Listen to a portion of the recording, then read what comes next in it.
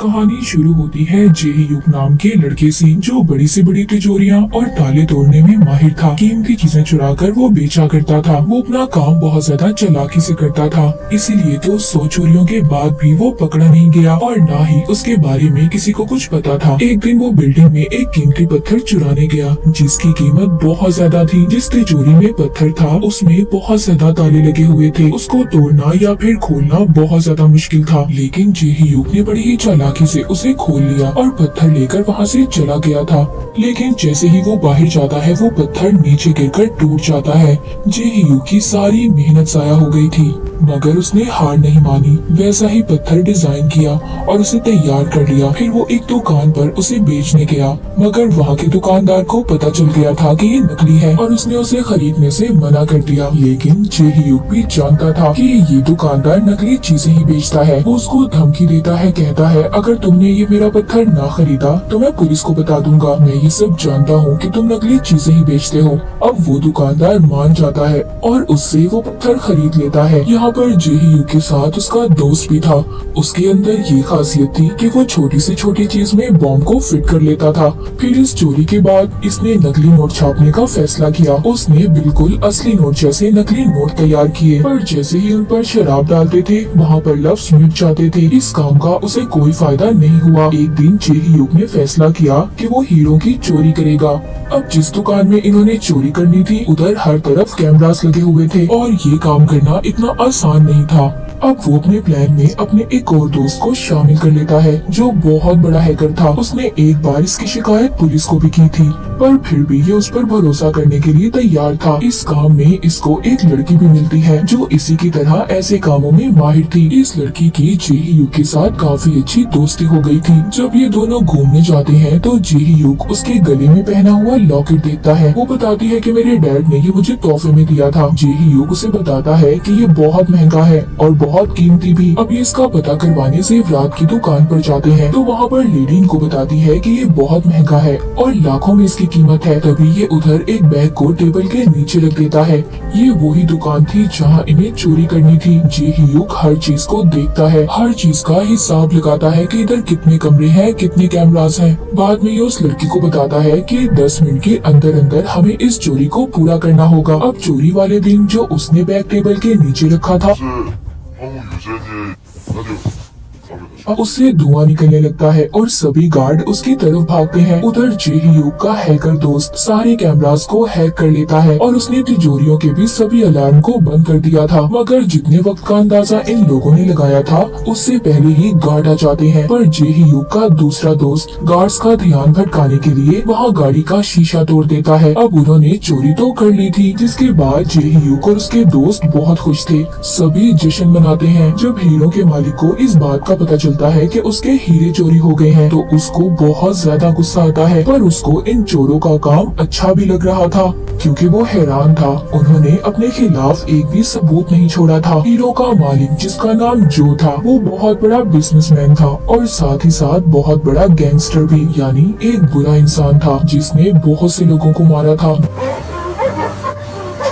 वो खुद भी बड़ी चोरी की तैयारी कर रहा था, इसीलिए उसे ऐसे ही शातिर चोरों की तलाश थी। उसने बहुत बड़े बड़े चोरों को ढूंढा और यहाँ तक तिजोरी खोलने वालों का टेस्ट किया, पर कोई भी उसके काम के मुताबिक नहीं था। अब जो फैसला करता है कि वो इन्हीं चोरों को ढूंढेगा जिन्होंने इसके हीरे चुराए थे, यानी कि जेही युग और उसके साथियों को। अब उसके आदमी उन्हें ढूंढने में लग जाते हैं। वो हर हीरो की दुकान पर नजर रखते हैं। आखिरकार जो के आदमियों को जेही युग का पता चल गया था। अब जो उसके पास जाता है और कहता है कि तुम्हें मेरे लिए चोरी करनी होगी, जिसके बदले में मैं तुम्हें 5% कमीशन दूंगा। अब ये मना तो कर नहीं सकते थे, क्योंकि वो इन्हें धमकी देता है कि अगर उन्होंने इस बात से इनकार किया तो वो इनकी फैमिली को मार देगा, क्योंकि वो बहुत ही खतरनाक गैंगस्टर था। जो बताता है कि 150 करोड़ से भरा हुआ शिप आने वाला है, पर जहाँ पर ये शिप आकर रुकेगा उधर दुनिया का सबसे अच्छा सिक्योरिटी सिस्टम है।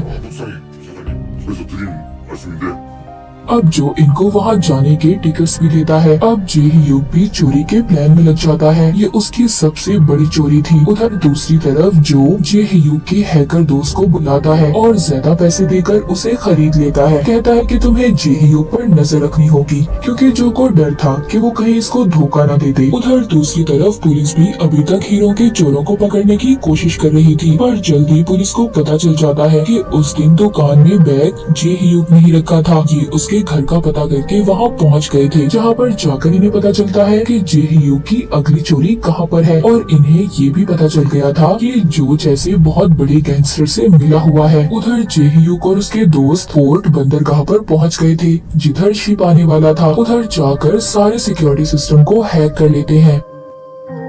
अब जे-hyuk अपने दोस्त से कहता है, क्यों ना जिन पैसों को हम चोरी करेंगे उनको अपने पास ही रख लें। 조사장이 우리랑 한 약속.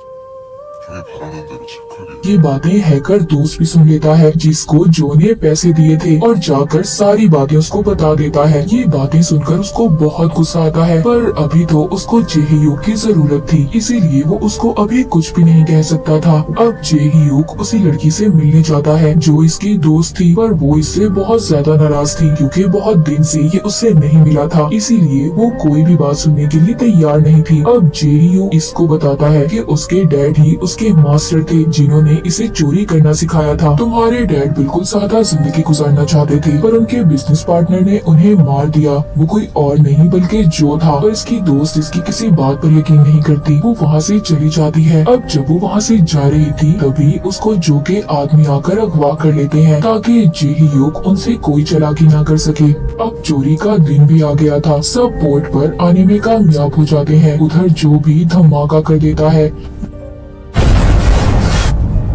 जे-hyuk का हैकर दोस्त सारे कैमरास को हैक कर लेता है। वहाँ के लोग कहते हैं कि उनके सिस्टम में कोई खराबी आ गई है, जिसको ठीक करने में उन्हें 40 मिनट लगेंगे। जे-hyuk और उसके दोस्त के पास अब बहुत ज्यादा टाइम था। वो बहुत ही चालाकी से तिजोरी को खोल लेते हैं। उनके सामने बहुत सारे पैसे थे।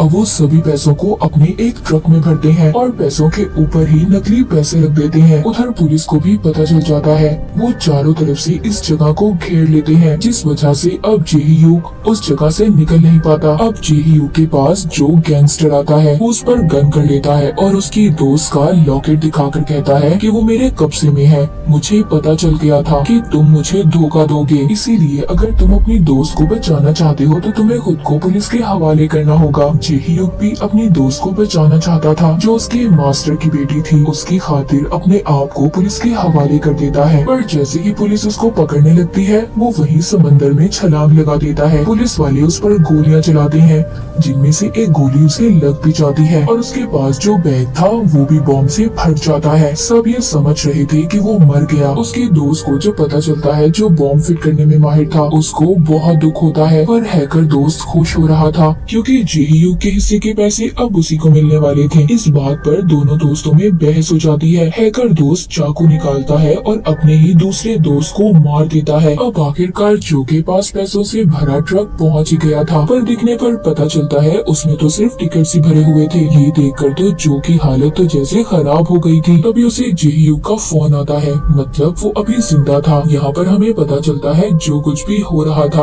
वो जे-hyuk का ही प्लान था। वो अपने मास्टर की मौत का बदला लेना चाहता था। सबसे पहले जो उसने उधर पत्थर चोरी किया था, उसको दोबारा बनाते हुए उसमें माइक्रोफोन को लगा दिया। वो जानता था कि जो गैंगस्टर अक्सर ऐसी चीजें खरीदता था। फिर उसको पता चला कि वो एक शातिर चोर की तलाश में है। उसने जानबूझकर हीरो की चोरी की ताकि वो उसकी नजरों में आ सके। जो को लगता रहा कि ये उसका प्लान था, पर असल प्लान तो जे-hyuk का था। वो हैकर दोस्त भी जे-hyuk के साथ ही था। उधर वो दोस्त भी जिंदा था, जिसको हैकर दोस्त ने मारा था। असल में सारा प्लान जो को पकड़वाने का था। अब जो के पास पुलिस भी आ जाती है। उधर हैकर दोस्त ने उस लड़की को भी बचा लिया था, जो जे-hyuk के मास्टर की बेटी थी, जिसको जो ने अगवा किया था। दूसरी तरफ जो के आदमियों और पुलिस के दरमियान में मारामारी शुरू हो जाती है, पर जो भी इस बात का फायदा उठाकर वहाँ से भाग जाता है। पर जब वो अपनी गाड़ी में जा रहा था, तभी जे-hyuk उसकी गाड़ी को टक्कर मारकर उसे पुलिस को पकड़वा देता है।